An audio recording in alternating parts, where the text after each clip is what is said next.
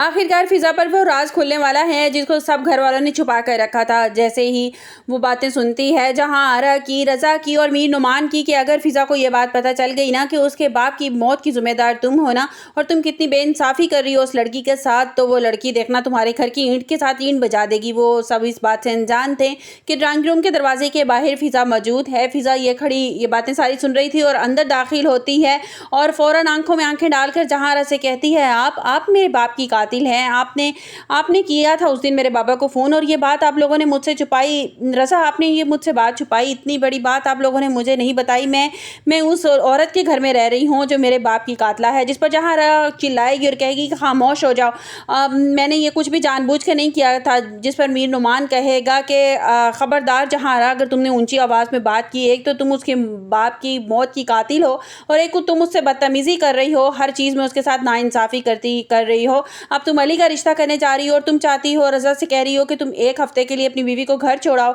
वो तुम्हारे घर की बहू है, हर लेन-देन में, हर चीज़ में उसका पूरा हक होना चाहिए, जिस तरह कि तुम इस घर में हक जताती हो। जिस पर जहांरा कहती है, ये मेरा हक घर है और हर फैसला मेरी मर्ज़ी से होगा।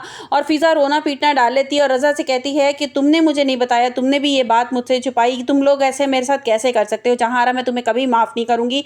तुम मेरे बाप की मौत की ज़िम्मेदार हो। और वो रोती-पीटती हुई वहाँ से चली जाती है। और मीर नुमान रज़ा से कहते हैं कि रज़ा जाओ और देखो उसको, अब वो कुछ उल्टा-सीधा ही ना कर ले। तो फिज़ा अपने कमरे में जाकर चीज़ें यहाँ-वहाँ फेंकना शुरू कर देती है, चीखना-चिल्लाना शुरू कर देती है कि मैं एक ऐसी औरत के घर पे रह रही हूँ जो मेरे बाप की कातिल है। कैसे कर दिया? कोई इतना संगदिल, इतना ज़ालिम कैसे हो सकता है?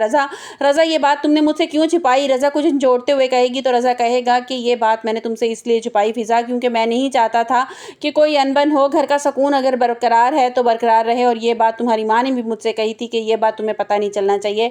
तो जो है फिज़ा अपना सर पकड़ कर बैठ जाएगी और कहेगी, मैं इस घर में एक पल भी नहीं रहूँगी। रज़ा, मैं यहाँ कभी लौट कर वापस नहीं आऊँगी। जिस पर रज़ा उसको रोकने की कोशिश करता है और मीर नुमान भी फ़ौरन वहाँ पे पहुँच जाते हैं और उसको रोकने की कोशिश करते हैं। तो फिज़ा किसी की एक बात नहीं सुनती और बैग उठाती है और वहाँ से चली जाती है। दूसरी तरफ दिखाया जाएगा कि अली बहुत ज़्यादा परेशान है। वो आयशा को अपनी मोहब्बत का यकीन दिलाने की कोशिश कर रहा है। वो कह रहा है कि आयशा, मैं तुमसे बहुत मोहब्बत करता हूँ और मामा अगर अनाया को घर ले आई हैं तो मेरा इससे कोई लेना देना नहीं है। वो अनाया को छोड़कर मेरे सामने 10 लड़कियाँ और भी ले आएंगी ना, तो मैं किसी को सिलेक्ट नहीं करूँगा। मैं तुमसे मोहब्बत करता हूँ, तुम्हारे साथ ज़िंदगी गुजारना चाहता हूँ और मैं अपनी मम्मा के फैसले के खिलाफ जाकर भी तुमसे शादी कर लूँगा। जिस पर आयशा कहती है कि ये बात तो मैंने की थी कि मैं अपनी माँ को मना लूँगी, उनसे उनकी रजामंदी होगी तो ये शादी होगी। जब तक और मैंने देखा उस घर में फ़िज़ा भाभी का क्या हाल है। फ़िज़ा भाभी को तो ऊँची आवाज़ में बात करने की इजाज़त नहीं है। वो उस घर में ऐसे रह रही हैं जैसे मेहमान होते हैं, और तुम्हारी माँ ने तो मेरा भी लिहाज़ नहीं किया, इतनी बदतमीज़ी से फ़िज़ा से बात करी थी, और मेरी मम्मा कभी तुम्हारी घर रिश्ता नहीं करेंगी, शादी नहीं होने देंगी, और ना ही तुम्हारी माँ कभी इस चीज़ के लिए रज़ामंद होगी।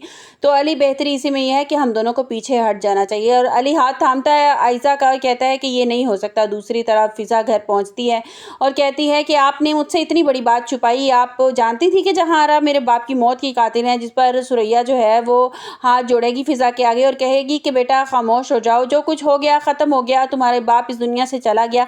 लेकिन मैं नहीं चाहती थी, जिस रिश्ते को संभालते संभालते तुम्हारा बाप इस दुनिया से चला गया, मैं उस रिश्ते को कैसे तोड़ने दे सकती थी, और खुदा के लिए ऐसा मत करो। फ़िज़ा कहती है कि मैं उस घर में जाऊँगी नहीं, मैं उस औरत की शक्ल भी नहीं देखूँगी कि जिसकी वजह से मेरा बाप इस दुनिया से चला गया। तो सुरैया उसको समझाने की कोशिश करेगी कि बेटा जाने वाला था, चला गया, और जहांरा की आदत को, तबीयत को बदला नहीं जा सकता, और वो जैसी हैं। तो फ़िज़ा कहेगी कि लेकिन मैं बदल सकती हूँ। अगर रज़ा को मेरे साथ रहना है ना, उसको मेरे साथ रहना है, तो उसको वो घर छोड़ना पड़ेगा, अपनी माँ को छोड़ना पड़ेगा।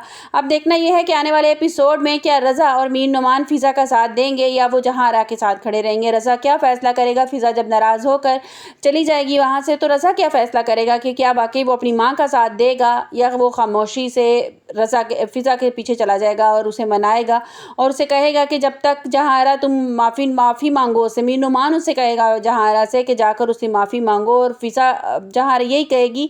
मीर नुमान माफ़ी का कहेगा तो जहांरा कहेगी कि मैं उस लड़की से माफ़ी मांगूँ, ये तो हो ही नहीं सकता। जिस पर मीर नुमान कहेगा तुम्हें अपने बेटे का घर बचाने के लिए उससे माफ़ी मांगनी पड़ेगी, और अगर तुम ये माफ़ी उससे नहीं मांगोगी ना, यूं ही अकड़ दिखाओगी, तो तुम टूट जाओगी, क्योंकि रज़ा फ़िज़ा से बहुत मोहब्बत करता है और वो उसके बिना नहीं रह सकता और तुम्हारी गलतफहमी है कि वो इस बार फिज़ा को छोड़कर तुम्हारे पीछे आ जाएगा। जिस पर जहारा कहती है कि वो मेरे बेटे हैं और वो इतना गरूर अपना वो ज़ाहिर करती है कि वो मेरे बेटे हैं, वो मुझे छोड़कर रज़ा नहीं जा सकता। दूसरी तरफ दिखाया जाएगा कि अली और उसामा भी आ जाएंगे और वो अपनी माँ को समझाएंगे कि बाबा बिल्कुल ठीक कह रहे हैं, घर के हालात बेहतर करने के लिए आपको ये करना पड़ेगा। अब देखना यह है कि क्या जहारा क्या करती है, क्या जहारा वाकई जाकर फिज़ा को मनाकर वापस ले आएगी या वो रज़ा को और ज़्यादा भड़काएगी कि जो कुछ होना था हो गया, इस लड़की बदतमीज़ थी, अगर मैंने इसके बाप से ये बात कर ली तो इसमें मेरा कोई कसूर नहीं, और रज़ा क्या अपनी माँ का साथ देगा। आने वाले एपिसोड में क्या होता है। आपको मेरी वीडियो कैसी लगी कमेंट्स बॉक्स में अपनी कीमती राय का इज़हार ज़रूर कीजिएगा। मिलते हैं नई